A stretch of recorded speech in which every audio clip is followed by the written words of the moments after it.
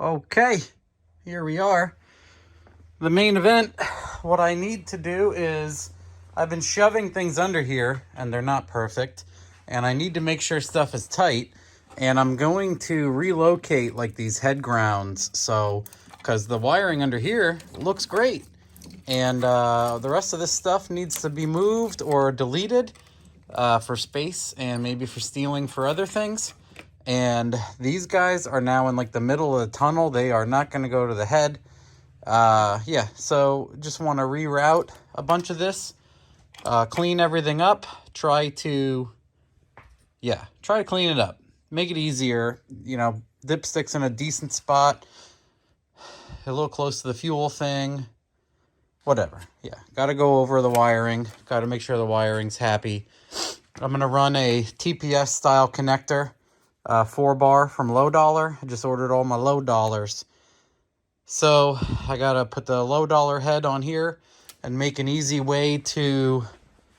Oh yeah, I'm very sorry. This is a C6 DC motor. It's 2 wires, and this is a speed controller. Technically, I might be wrong, but I'm just taking a wild guess. Just a speed controller. So the brushless has the 4 wires, and almost all of them have the built-in unit. Either way, this is a C6. The C7 looks different. The C7 would not fit with what I have. So I have Bosch 210s in here, but I have run them so many times that now I want to run the Snake Eater has a GB 1400. And I think 1400 will be just enough for this car to make like 1300 rear wheel. And then I'll have tune-up for 1400s because I've overused for 210s. So many times. This intake looks cool, but man, is it a pain. I don't even want to touch it like I would joke with you guys, but it'll fall into a position, and yeah. So I like propped it funny because both of these are disconnected, and it's just a nauseating seesaw when you go to like do stuff with it. So I want to button up all of my vacuum stuff ahead of time. I want to swap my injectors. I want to do my wiring stuff under here so that it's done, and then I don't have to worry about it. All right, so again, to highlight what I'm doing here is all of this was kind of tight and congested for running underneath and hiding everything. So I've been stripping back and ripping out all of the junction points. And everything does just keep wiring straight back. So you can pretty much get the lengths and everything you want. And I'm going to pull this guy back. And I actually have a decent amount on here now from taking it out of all the looped up stuff. Because this guy's going to go here. And then look at how much for the cylinder head there is, because the ignition harness goes back here. See, these guys hold hands. So I actually have this much room to go to the head now, and then I have less wiring going up front. I'm going to look up what I can maybe do with the IAC wires, but I think I can't do anything. So I might snip them and pull them.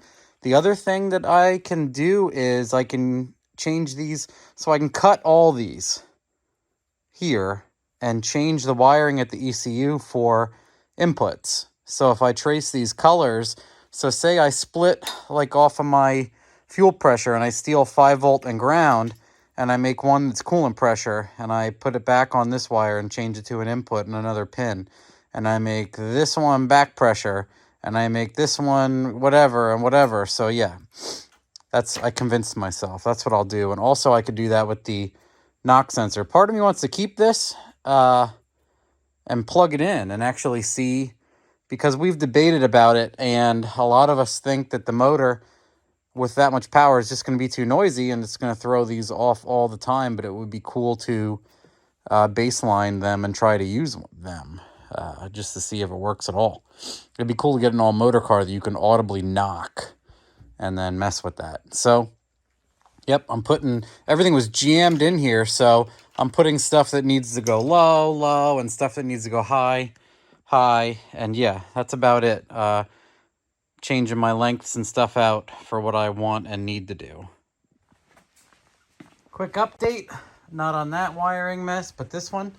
look how nice I was able to start to consolidate all this and my drive-by-wire guys.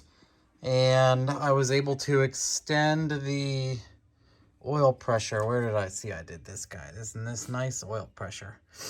So I put that guy in, and then these are more than likely going to be sensors, like I said. I'll pull all those out of the ECU before I do anything. And then the TPS I'm not using because I have drive-by-wire, so this is unused. And if we take a look at the fuel, it has, so in pin 1 it's a ground, and then orange is 5 volt and purple is signal. What I learned from you guys, some people commenting, is the TPS is wired backwards. So what you want to do is when you're doing drive-by-wire, you can just match. You swap the power and ground on the top. See, this one was reverse. So now I'm going to go ground and orange, and then I can plug TPS into like a coolant pressure sensor or back pressure, and then take the green wire going into the ECU and move it to an input pin. So all this wiring's already done, and I'm able to just keep stealing. This is all in the harness already. So this will be 4, maybe even I'll put like a DT connector on here and jumper some stuff over, who knows. So that'll be nice, that'll be easy. So if I do like a back pressure sensor here and the coolant pressure sensor here, and you know, that whole stuff, all the wires, 4 lead wires are there, because almost all the sensors are 12 volt, 5 volt sensor ground, and all of that is in here. Pretty cool. Well, even temperature too. You can run these back as thermistor inputs. That's the other one. Thought I'd show you my little tricks cleaning this stuff up, and that's all for now.